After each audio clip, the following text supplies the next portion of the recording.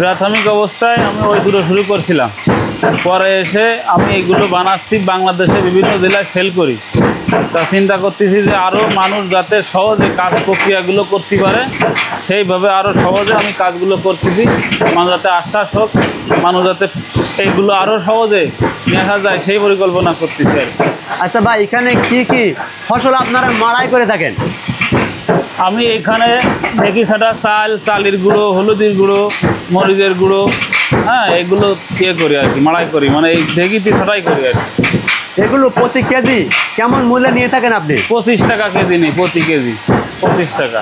আচ্ছা, আপনার এখান থেকে, আপনার এলাকা থেকে মানুষ এগুলো মাড়াই করতে আসছে কিনা? হ্যাঁ, বাইরের থেকেও আসে, ওই আরও 4-5 কিলোগ্রাম থেকেও আসে, বিভিন্ন গ্রাম থেকে আসে আমার এখানে। আর আমি এই যে অনলাইনে এগুলো বিক্রি করি, দেখি সেটা চাল, চালের গুঁড়ো, হলুদের গুঁড়ো, এগুলো অনলাইনে বিক্রি করি।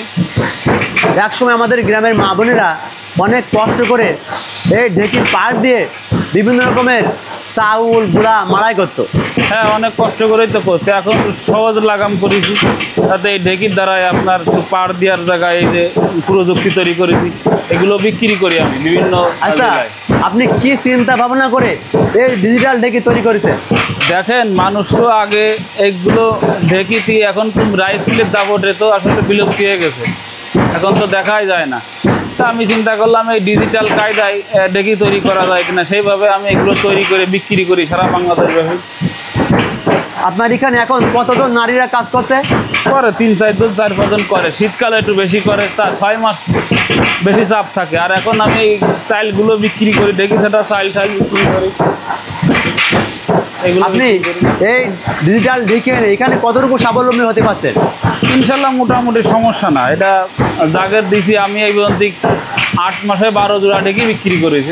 তারা চালাচ্ছে, তারা তো বিক্রি করতেছে, অনলাইনে বিভিন্ন সেল দিচ্ছে, তাদের সাথে যোগাযোগ হয়, তারা ভালো কাজ চলছে, তাদের সমস্যা নেই। আপনার মতন যারা দেশে বেকার যুবক আছে তাদের উদ্দেশ্যে কি বলবেন? তারা এগুলো করুক, আমি তো এই প্রত্যাশাই করি যে তারা এগুলো করে অর্গানিক খাবারগুলো তৈরি করে বিভিন্ন জেলায় বিক্রি করুক।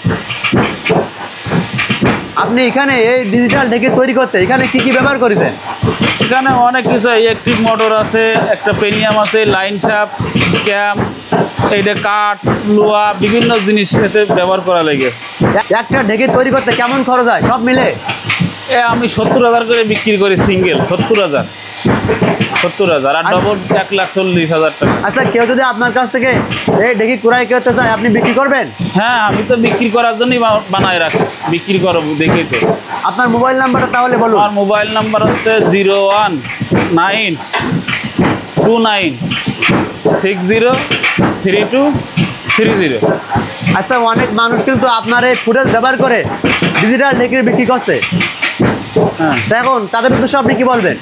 আমি যে নাম্বারটা বলেছি, আমার এই নাম্বারে ফোন দেবেন। আমি আছে দক্ষিণবঙ্গে প্রথম, আমার আগে আর পরে কেউই নেই। আমি দক্ষিণবঙ্গে প্রথম, আর আমার বাবলা কাঠের তৈরি, আমার কাজের ফিনিশিং দেখুক মানুষ, দেখে আমার মোবাইল যে নাম্বার বলেছি ওই নাম্বারে যোগাযোগ করবেন।